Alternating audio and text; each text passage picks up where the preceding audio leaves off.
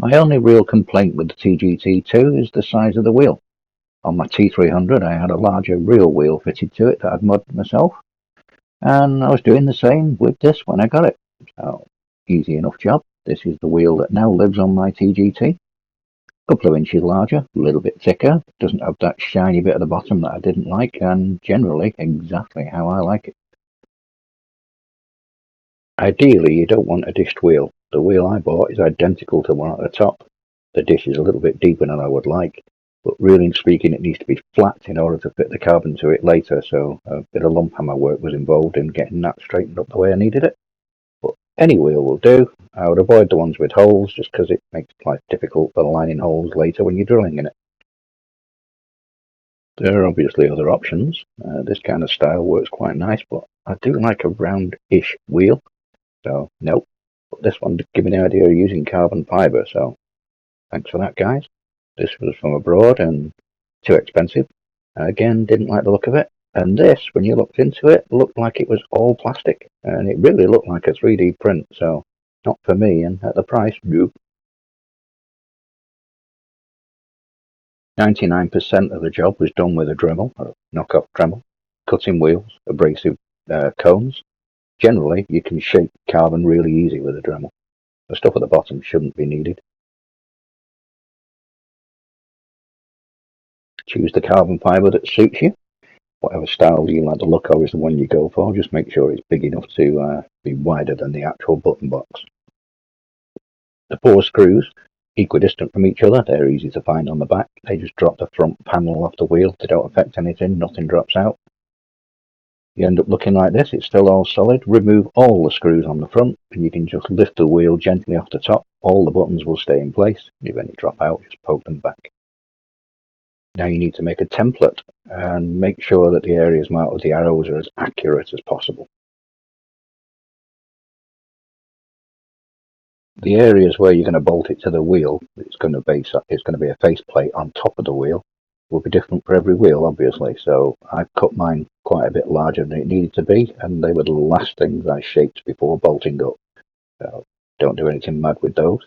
Literally just have a bit overhanging and shape it when it comes time to actually fit it to the wheel. I didn't shape the mounting points until it was actually time to fit it to the wheel. It stayed like this for quite a while. I moved on to modifying the wheel shortly after this. I kept my mounting points really short for a reason. I didn't want to disturb the leather of the wheel when I actually came to fit it, so it's quite tight, but once bolted up there is absolutely no flex, so no concerns with it. Now time to cut the middle out of the proper wheel.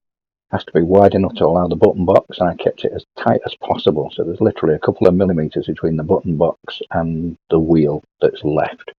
It's a fair old chunk that we're cutting out. I went through about 15 regular cutting wheels doing it. I should have used a hacksaw. Hammer time. Where the leather meets the steel, it's actually glued down for the leather. Underneath the leather there's a rubber pad which is also pretty much glued to the steel. I had to use a knife to make room between the rubber and the steel in order to be able to get the carbon in there. On top of that, I had to reshape the carbon quite a bit on the ends to be able to get it in there without having to split the leather or split the stitching. Long story short, it was a bit of a hassle getting it in there, but I made it so I could push it slightly, push the central piece in, then push it slightly left with a bit of manhandling, with enough room to be able to then squeeze it into the right, pull it back in straight and call it done. Then I just push the leather out of the way and drill a hole through it, another hole through the steel, tapped the steel, but you could use a nut and bolt, but effectively that's the wheel done round about there. All the hard work done, just need to tidy the leather up and sort those little dinky paddles out.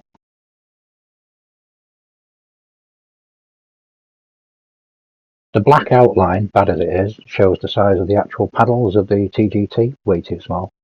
I wanted big paddles just so I can basically make them fit the wheel the way I like them, similar to what the T300 shape was, but a lot more blocky. They look a bit awful from the back, but turned out that actually they're very good and they're future proof. If I put a bigger wheel on, I've got another half an inch or 3/4 of an inch to go.